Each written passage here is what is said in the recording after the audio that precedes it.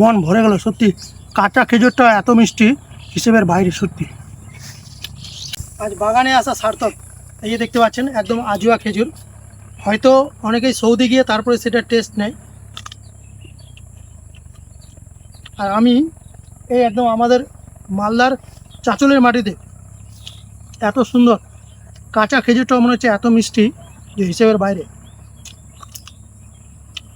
এই সেই আজুয়া, আপনারা আগে যে আমার ভিডিওটা দেখেছিলেন এই গাছটারই, তখন একটু ছোটো সাইজের ছিল, এখান থেকে ছিল, একটা বছর গ্যাপ গেছে, এবার আবার এসছে। আর দেখতে পাচ্ছেন কত সুন্দরভাবে কিন্তু খেজুরটা ম্যাচিওর হয়ে আছে। একদমই কতটা শ্বাস দেখেন, অসাধারণ লাগছে কিন্তু। এই সেই সৌদির খেজুর আজুয়া।